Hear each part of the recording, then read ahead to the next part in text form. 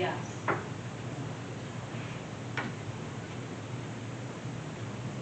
Committee will come to order. This is a meeting of the Littlestown Area Board of School Directors. This is a live in-person meeting open to the public in accordance with the Sunshine Act.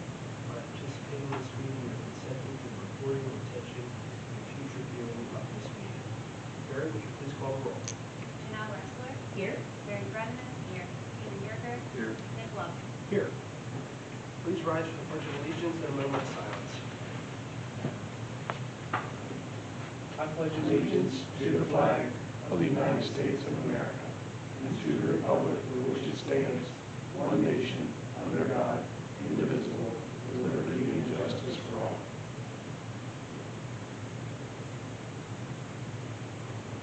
Thank you. There is no public comment tonight. There are no presentations tonight. So Dr. Berryman, policy review. Okay, so we have 4 policies up for review for this upcoming month. The first one is policy 803. What I would like to highlight on this policy is that this is being updated mostly because, well, it's next in our sequence, but it's also some change in state law recently where you can choose to either have a 180-day calendar, school calendar, or follow the 900 hours and 990 for secondary, which is what a lot of schools currently and commonly do. So it would be my recommendation to this committee that we follow the 900 hours and 990 for secondary instead of the 180. So for this policy, that would be my recommendation to the committee for that. And honestly, that is really the only change to policy 803. And does that give us the ability for, we would have a non-fitted snow day, or if we have cancellations for calendar changes during the year, that we can lose a student day, but as long as we're within that, we don't have to make. Correct. Correct. Yes. Yeah. So if we had a true snow day, and we still had our 900 hours for elementary, 990 for secondary, you would not need to make that up. It also, so with moving graduation this year, still keeps us within our 900 and our 990, but we don't have 180 school days. Any questions on either three?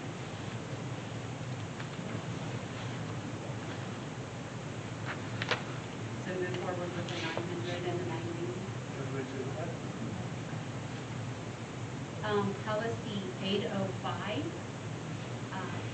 is the emergency preparedness and response.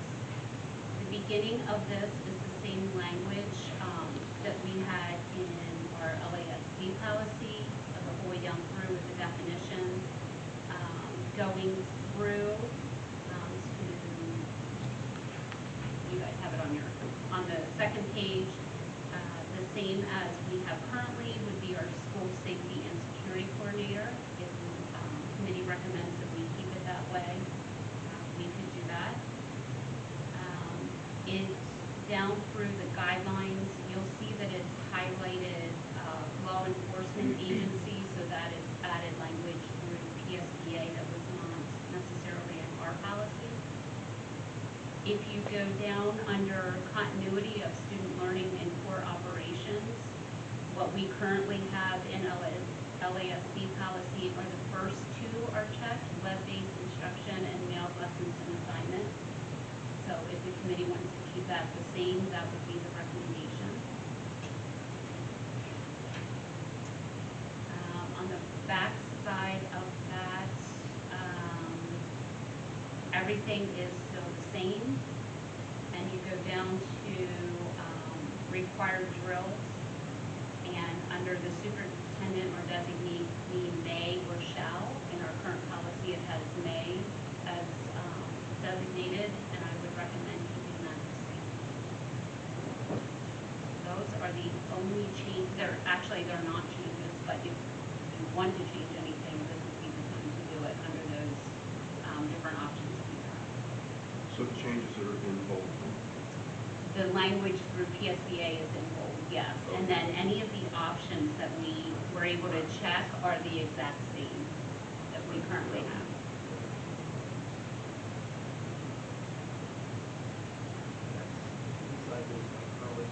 there? Yes. Gotcha. Options. Yes, they're the options that they give us, but the ones that we selected to give to the committee are exactly the ones that we have now. So it's really not a change to our current policy, so just so that you know that. We would have the option to choose something different if you wanted, but Are there any questions on 805?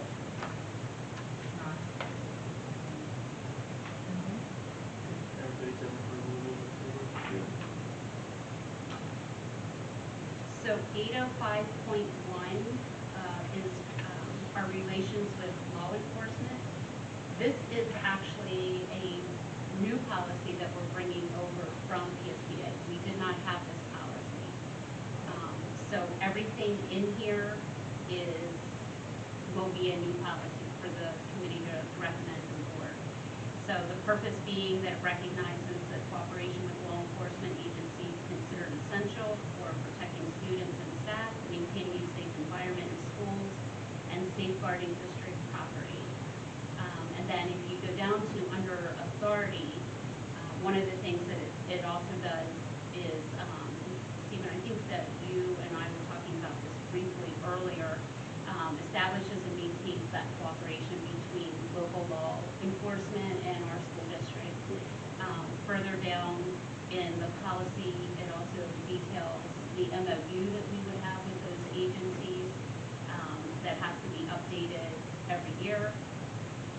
Things that would be in that MOU according to PSBA guidelines. There's also a section in there that talks about our students with disabilities, which becomes part of our special ed plan. So that is outlined in there as well. And then the school safety and security incidents reports, we would be following that as well, which we already do. But this just also provides some details about how we do those reports and when we report. So again, that's a brand new policy for the board to consider. And it does talk about training and such, so those are minimum requirements, and you can do more if you wish. So they You have are, flexibility there. we do. And actually that was in the other policy as well, as far as some training. So I met with Dr. Naylor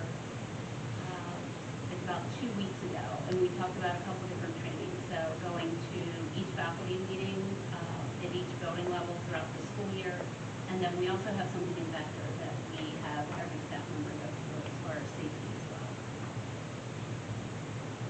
Are there any questions on 805.1? The training doesn't need to be checked as it's going to be right. No, no, because right above it, in the special ed plan, it actually says in there that you'll invite law enforcement agencies. It doesn't require them, obviously, to attend, but that we'll invite them. Yeah, So okay. that's already stipulated up above. I guess it's just if you wanted to tease it out further, you could. So that part's not yet. Correct. But the above part is the district shall invite representatives. So that will be under, as part of the plan. Everyone in favor of moving forward? Yes.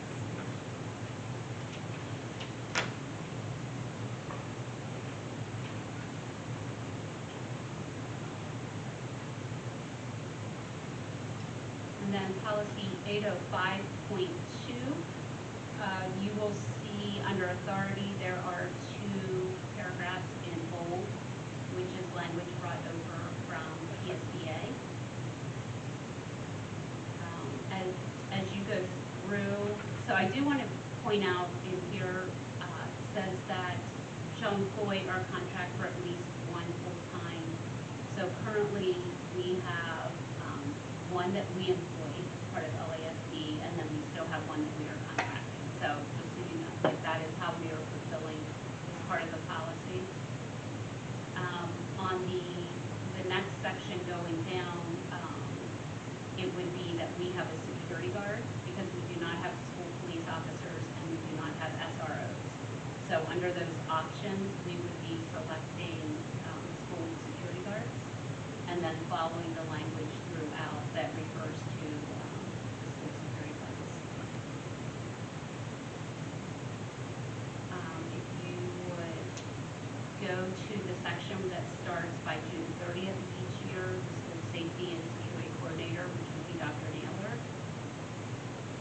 He would give a report to the school board, which he currently does now. The new section is number 2 that PSBA added.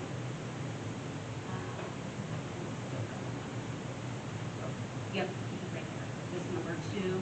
2, A, B, C, and D would be new that he would include in his report. Down below, the 3 through 11, which is checked, which are options for us to have him include in the report, is what he currently includes in his report every year. Before I go on, is there any questions on that? So the report that's being filled out is being filled out by Dr. Naylor. Yes, and then he presents it to the board before June 30th. So as part of the June 30th, his presentation during that board meeting would entail or include all of these items. And just making sure that that's not gonna breach any confidentiality with his report with any of the stuff that's on here. Even something as simple as where they're. No, because we can't breach confidentiality, so it would be more of the 30,000-foot view of everything that we've accomplished or that we've done according to this. Yeah, it wouldn't be the granular student level.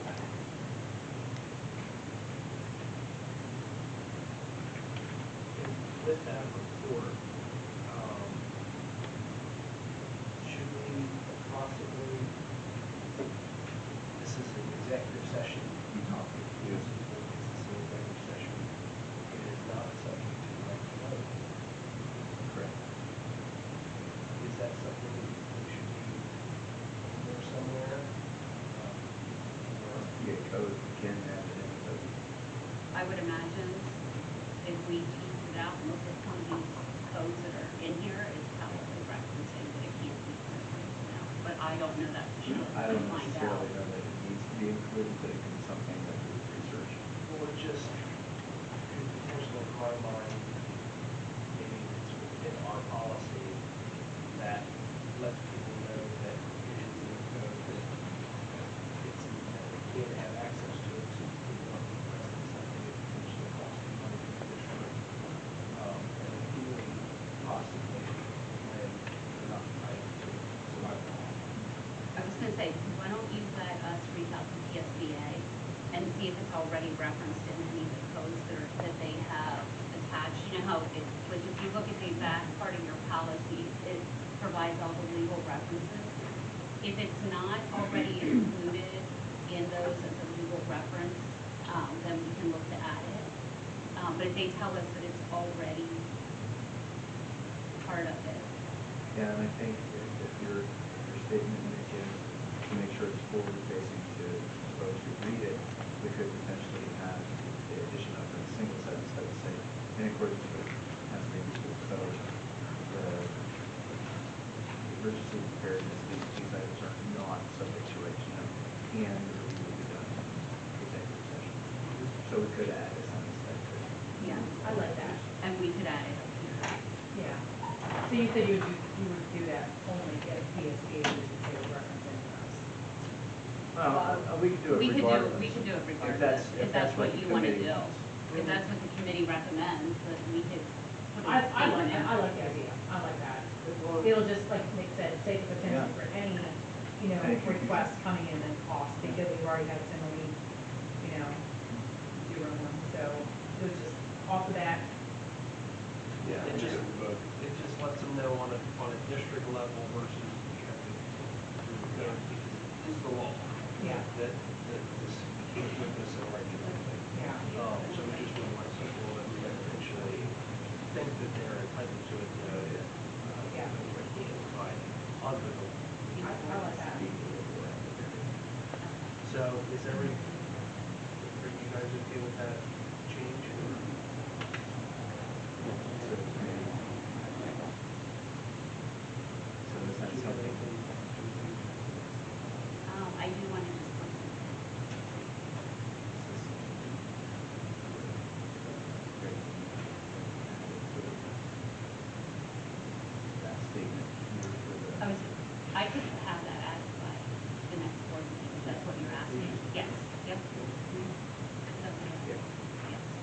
I just want to note, so you have on your copy a lot of crossed out strike through, and that is really, I just want to point out that that's the SRO language and the police officer language. So because we don't use those two, that's why it's all crossed out, and then that will be cleaned up in the final copy.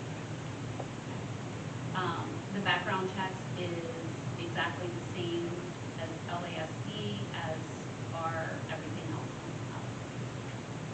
I just wanted to point out all the strike throughs in case you're wondering. One other question. It says at least one, so we can do more. Here you said something as needed, it says you evaluate and review. Well, if the state law now is that you must have. You have to at have least one. one Right. officer. I know. You can always go above that. Correct. They work, they want a minimum security, so. I know that the board came in the past and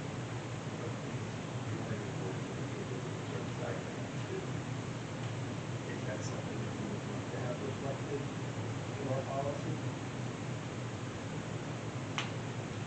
I can answer.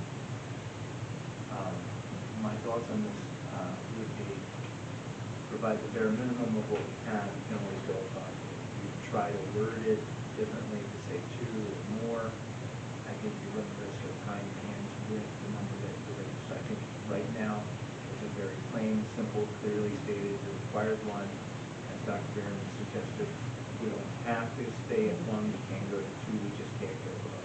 So I would recommend that we don't tie our hands with any other wording, keep it as it is, and then as the board wishes to move forward with any additional security officers or SROs or anything of this, of the kind, then the board can do so freely without being afraid of violating a policy. And that's where it really comes into the budgeting. If that's something you really value and want and feel the need for, then that's where it goes to the budget. All right, is everybody in favor of 8 and 5? Yes. And I will work on adding that statement before the board meeting on the 2nd. Is there any new business to be brought before the committee? What do you have for us today, Mary? Absolutely. Pretty much for the 2 doctors that can we look at doing something with an parent drop-off? I know there was a little tournament last week, people cut out and they don't pay attention. At Aces, Kids right? on this page. You mean at 8? Yes. Mrs. Berman, I've actually talked with Mr. Moran this week about the drop-off loop, but about some potential, so it's already in the works. There's already something in the works with Mr. Moran. I know he's doing some things differently for the buses and the student pickup on buses. And I know he's done a few things differently with the parent loop. I think the majority of the issue may be outside as you go closer to the street and in the public parking area, but I will absolutely, it's in process. Are mornings or afternoons worse, or is it both? I think they're both bad Afternoons, in their own ways. afternoons, I can't tell you because Depends on the parent. I sit by the football field area. Oh, okay. But in the morning. In the morning. And I know there have been several emails and papers saying, telling people, don't get out of the car, have your kids ready to roll, which I always do. I tell them, granddaughter's gonna be at the speed bump cookies. Go ahead and throw them puppies, get them before you get home. Not to pull up and you get out and you move along. This morning, somebody out of their car, literally the other side of the car, getting the kid out, putting the backpack on, getting the lunch box. And they've been told numerous times, do not do that. And the difficulty, Mrs. Bremen, as you just pointed out, is the short window of time to drop kids off. And the number of kids that we have coming through, it just doesn't lend itself to being able to say goodbye, give you a kiss, hug, and do all those things and go, because we've got to do that for roughly 800 students. But they should be done. I have to tell you, Mine Mr. is Brenneman, seen on even there at the now. high school, because we had a lot of us outside at the high school this year because of the short bus move and the parent drop off and the conversions and stuff. And we had a teacher who was stationed as the parents were coming in, and they're like, you gotta get out, you gotta get out. And the parents were like, "No." But they wanted to drive them up to as close to the door as possible. We're like, they walk the whole length of this building. They'll be fine, yeah. But it took some, I don't want to say training, because that sounds horrible, but it took some reinforcing. Yeah. Like, as soon as you stop, get your kid out of the car, because there's traffic backing up, out